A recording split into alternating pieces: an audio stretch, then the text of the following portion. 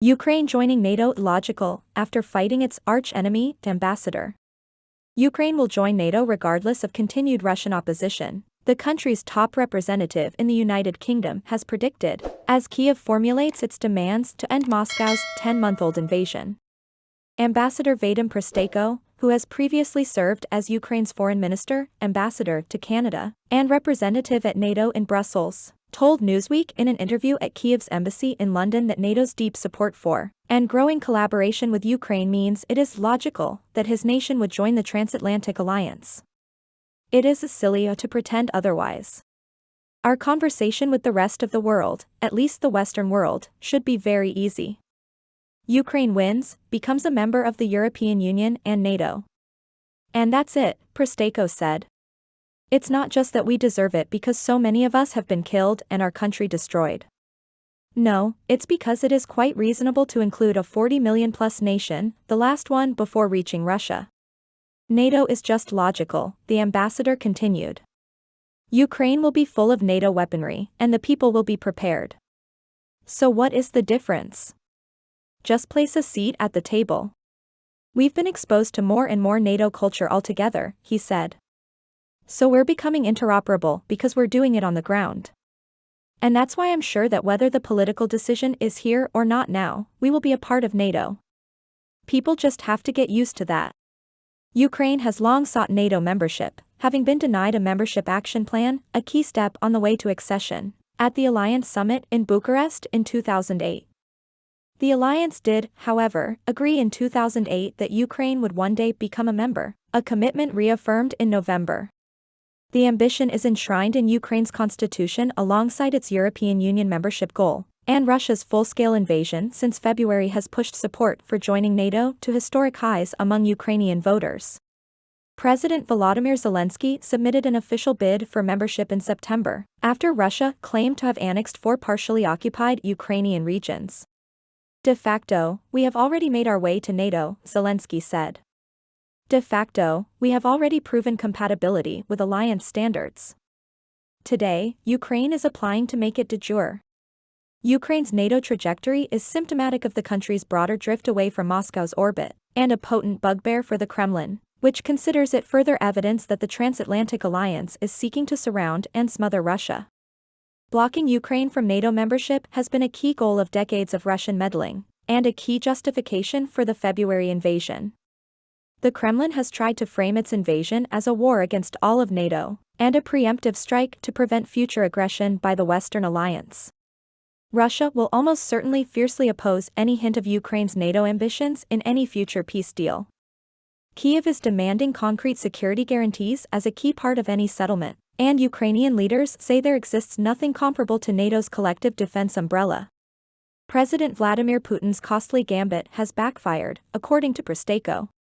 If somebody is not happy that the Warsaw Pact is over and NATO is taking its place, let's finish up the last pieces, he said, referring to the Soviet-era bloc that encompassed much of Eastern and Central Europe before being dissolved in 1991. Ukraine, Moldova, and Georgia should all be in line for the transatlantic group. For Ukraine to become a member of NATO, we'll have some troubles with some of the members. We understand who, and we know what they want. As a really big organization, they have so many interests at play, Prystaiko said. But that's a totally different level of conversation in comparison to having on your side 1 million people, battle-hardened soldiers who just proved that they actually defeated the second biggest military and the arch-enemy of NATO. I believe that now, to hide from Russia that Ukraine wants to and will become a member of NATO is just silly, the ambassador added. Who doesn't understand that? And what Russians believe that Ukraine will not become a member?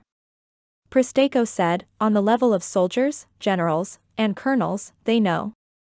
At the end of the day, this is a political decision, he said, noting that consensus can form quickly in the right circumstances, as it did for the proposed memberships of Finland and Sweden, which have still not been ratified with Turkey and Hungary, the last holdouts.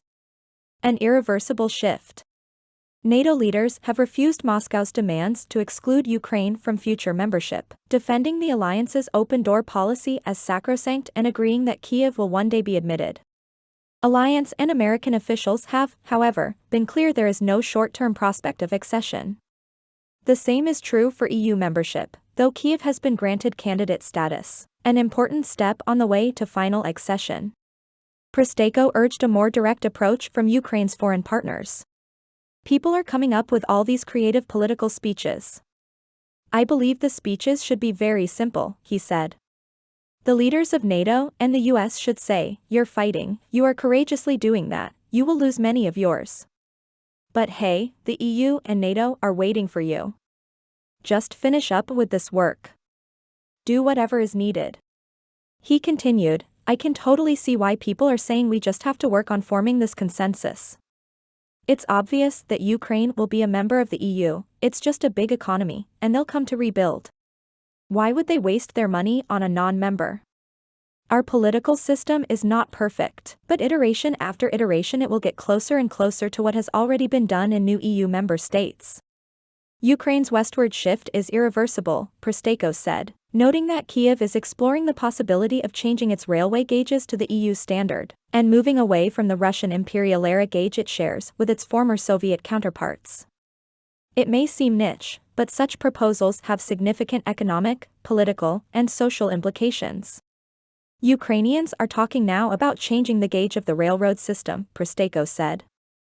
At the same time, even the calendar, the churches, the faith, everything is changing. This natural tendency of getting closer to the West is just there. I just hope that somebody sitting in the Kremlin is telling Putin, what you're doing and what you've achieved is actually quite the opposite of what you wanted. The Ukrainians are moving further and further from us.